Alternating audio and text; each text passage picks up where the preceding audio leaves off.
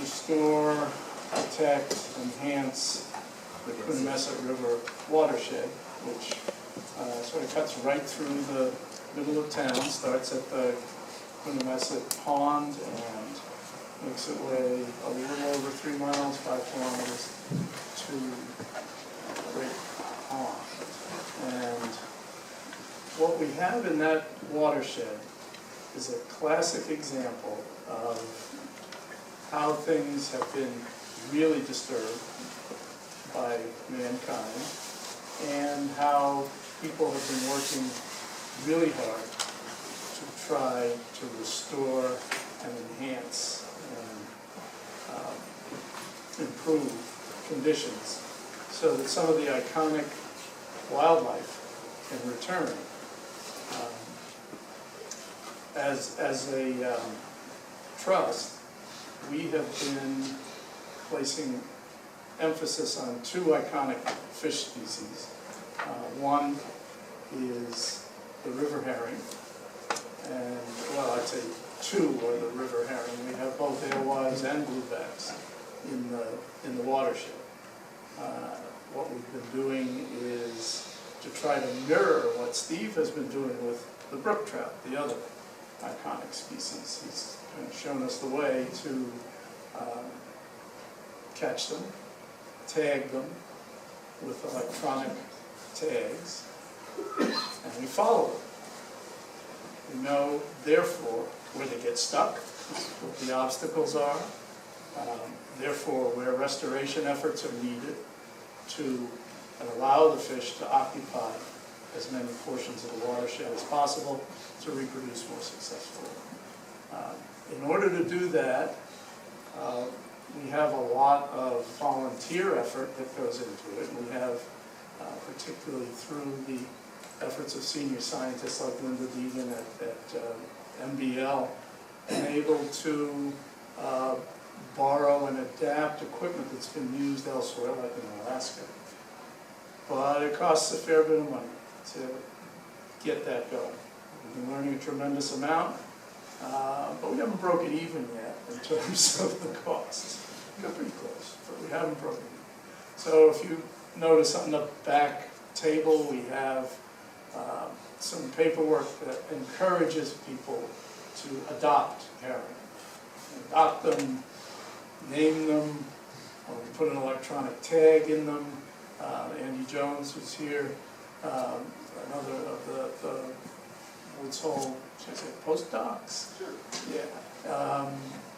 He keeps a big spreadsheet that will allow you to find out what happened to your fish if you've adopted a fish.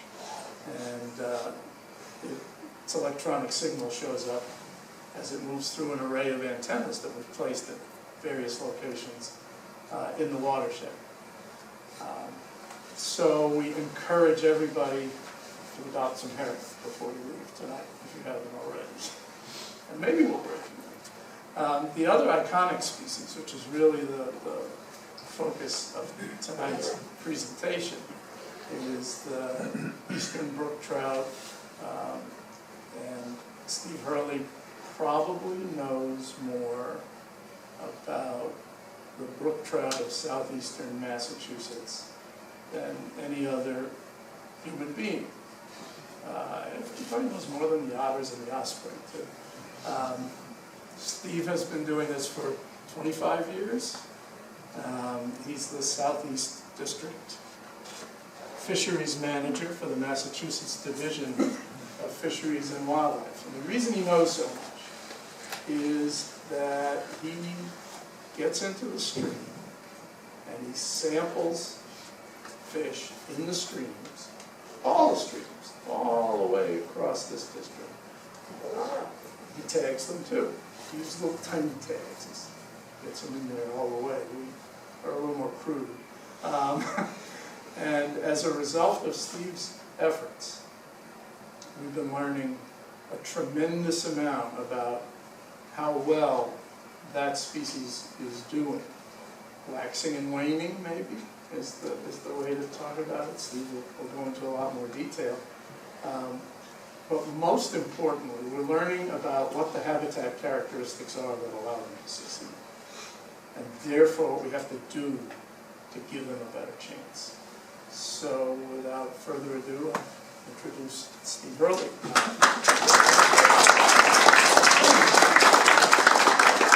Thanks very much. First of all, I want to say I'm not sure if I know everything about brook trout. I see some faces in here that have been doing it a lot longer than me, like Fran Smith and Bob Golder. They were here working on the Quashnet River before I started in 1990. But I have to say, when I came out here, I went electro fishing with Fran in the Quashnet River and discovered the brook trout were still there.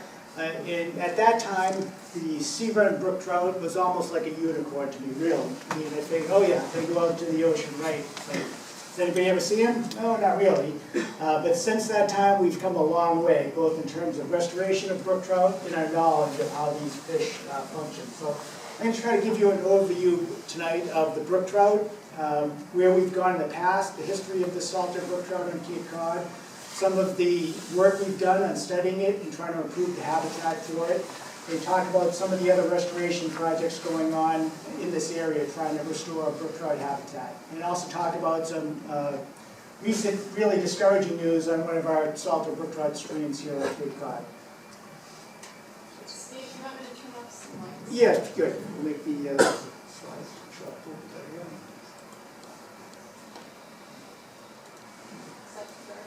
No.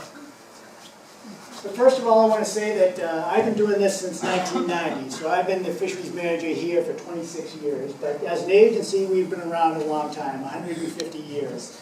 And we're actually celebrating our birthday up at the new field headquarters in Westboro on June 4th. It's a state-of-the-art LEED building with solar panels and all kinds of things. So we've come a long way. You can see some of these old trucks moving our fish around. That's what I'm doing right now at this time of the year, is actually stocking our ponds with trout. But before we started trout stocking, there were these wild fish in our streams. But I just want to say that we have been doing this a long time. But it all comes down to the underlying geology. Here on Cape Cod, they're formed by the glaciers. It's a relatively recent formation, about 10 to 20,000 years ago. And one of the distinctive features here on Cape Cod are these spring sapping valleys. They basically are outwash channels from the glaciers, and they carve these narrow valleys that basically end in the salt water. And these valleys got flooded as the sea levels rose. These valleys actually turned out to be excellent habitat for brook trout. So originally, these streams had a very forested riparian zone with lots of large woody debris in it. It was basically just a jumble of trees. This is actually a picture of the Mashpee River, which I've always held up as kind of an example of what the streams on Cape Cod should have looked like in the past. So you can see there's a lot of shade, it's fairly shallow, fast moving, a lot of riparian cover.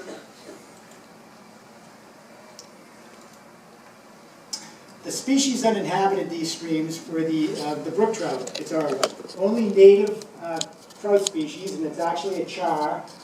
And one thing that you have to remember about the brook trout is it's a cold water species. And here on Cape Cod, we're actually very near the southern range of their coastal range. There was actually